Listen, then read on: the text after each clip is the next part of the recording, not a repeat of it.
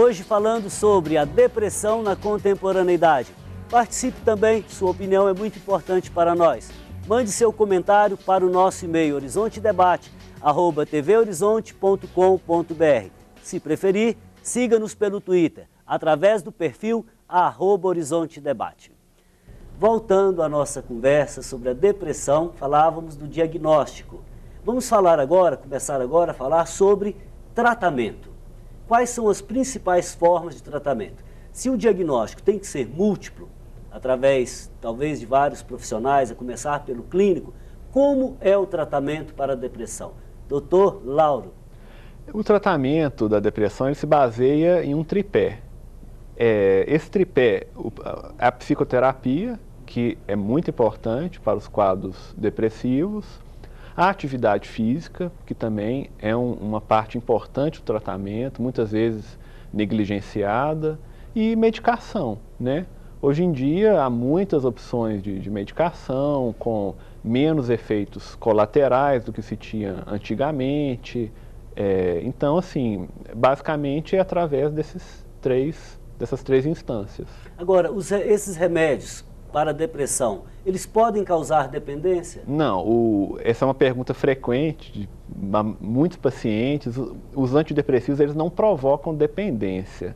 A primeira questão importante é conceituar o que é dependência. Dependência é a pessoa usar uma droga, uma substância, sem que ela precise usar por puro prazer.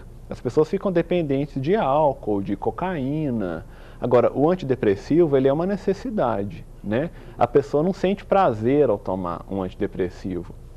O que acontece é que a pessoa tem que fazer o uso do antidepressivo por um tempo prolongado, muitas vezes 6 meses, 1 ano, 2 anos, alguns casos o resto da vida, né?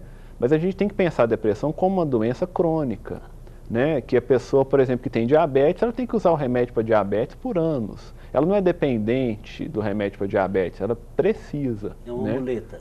É um tratamento, né?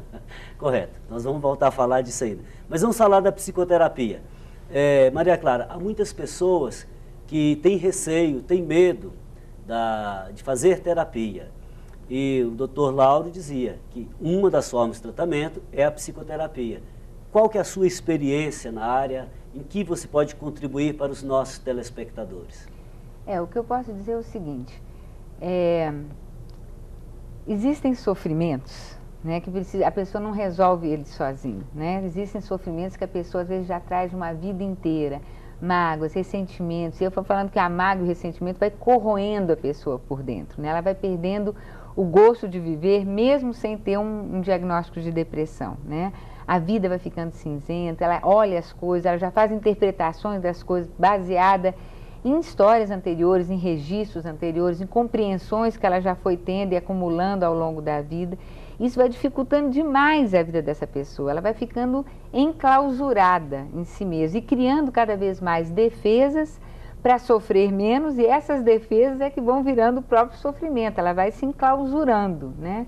Então, a psicoterapia, um dos grandes objetivos é um processo de ajudar a pessoa a dar conta, a entender, a compreender, a fazer um outro olhar. A gente estava falando sobre a questão da responsabilidade anteriormente, né? A se sentir mais dona de si mesmo, responsável pelas suas escolhas e também pelo seu olhar para as pessoas e para o mundo. Então, é um processo que procura ajudar a pessoa a superar, não aumentar o sofrimento, Correto. mas resolvê-lo, né? Agora, no caso da depressão, não basta a pessoa fazer esse esforço bonito, gigantesco até, de se superar. É preciso de ajuda de um profissional. Com certeza. Porque tem hora que a pessoa, isso é isso que eu falo, tanto do ponto de vista médico, porque há uma disfunção, né? Quando a doença se instala, há toda uma desorganização orgânica, né? Que tem sintomas físicos, mas ela precisa trabalhar aquelas questões que a foram deixando tão vulneráveis, né? Agora, a senhora falava aí do sentimento de mágoa, de ódio, as pessoas que arrastam atrás de si uma série de experiências negativas. Então, nesse sentido, a psicoterapia ajuda a pessoa a reler o passado, a rever o presente, a projetar o futuro com alegria, porque a vida é curta. Eu queria voltar com o Dr. Lauro. Nós falávamos de medicamentos. Qual que é o risco de algumas pessoas conseguirem, por exemplo, Rivotril, Lorax, não sei mais, né, porque tem um amigo que trabalha ali, tem um parente, etc., e se automedicarem. Qual é o risco?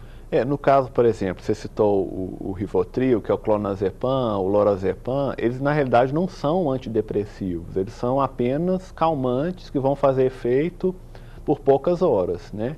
Então o risco da pessoa tomar essas medicações sem acompanhamento médico, principalmente a de dependência, porque eles sim provocam dependência. E o risco deles não resolverem o quadro, vão só prolongar o sofrimento da pessoa, a pessoa não vai fazer um tratamento efetivo, né? Porque eles não vão resolver, eles só vão acalmar, e muitos pacientes com depressão começam a fazer uso abusivo dessas medicações. E aí, né, pode gerar dependência. Aí sim vai gerar dependência. Porque o tratamento, né, não é adequado. Não, porque o tratamento não é adequado e essas medicações não vão resolver. Voltando com a Maria Clara, você falava de todo esse quadro que a pessoa desenvolve, com seus afetos, seus sentimentos, sua história. Qual que é o papel da família e dos amigos diante de alguém que está com um quadro de depressão? Primeiro que a família e os amigos têm que ter muita paciência, né? Porque o olhar da pessoa para o mundo é um olhar que está cinzento, né? A sensação que eu tenho, às vezes, aquele quadro nebuloso, assim. Ela não está vendo as coisas do jeito que elas são. Ela não está sendo nem realista, nem muito menos positiva. Ela está realmente com um quadro deformado da realidade e das pessoas que convivem com ela. E ela tem uma tendência ou a se culpar, ou a culpar as pessoas, o mundo, aqueles que convivem com ela, a história, o pai, a mãe, daquele sofrimento que ela está tendo. Então, as pessoas precisam saber que essa pessoa está doente, que ela não pode ser levada ao pé da letra tudo que ela está dizendo, tudo que ela está vendo. Então, precisa de muita paciência, uma certeza de que é possível superar, porque isso ajuda a gente a dar conta, e principalmente esse amor aí, essa acolhida, esse deixar a pessoa se sentir amada até naquele estado que ela está. Agora, na correria da vida contemporânea, às vezes fica difícil.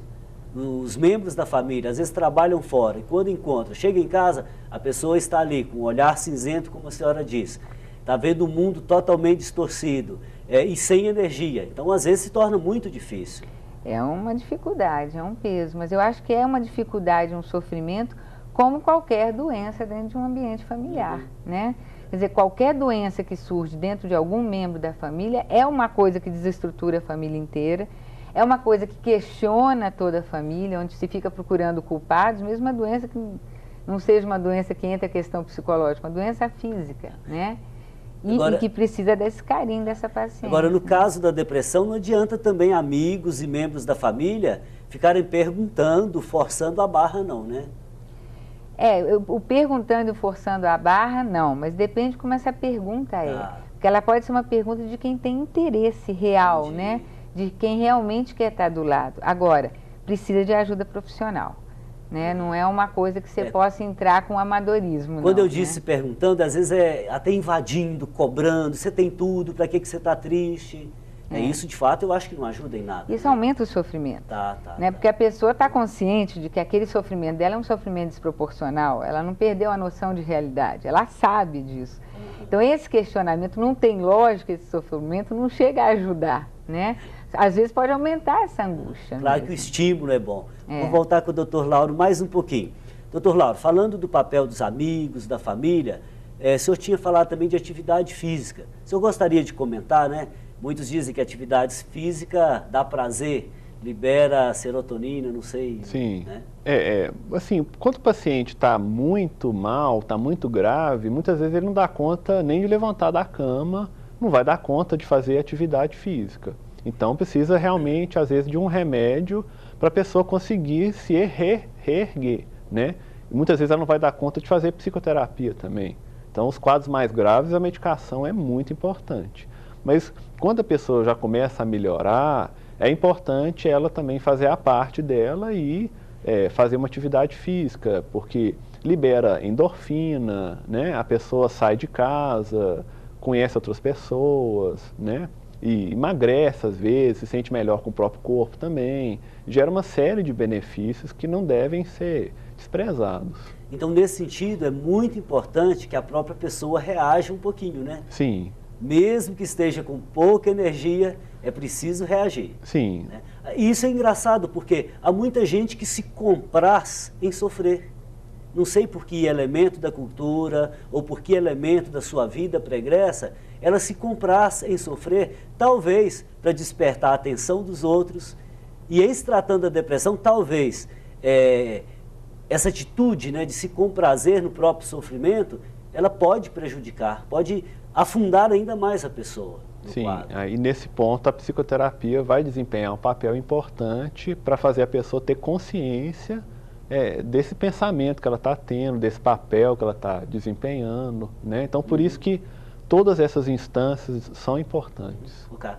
Não tenha medo, psicoterapia é tratamento, é ajuda. Voltamos já logo após o intervalo. Aproveite para participar conosco. Estamos falando sobre depressão na contemporaneidade. Faça sua pergunta pelo e-mail horizontedebate@tvhorizonte.com.br. Não saia daí, porque voltamos em instantes.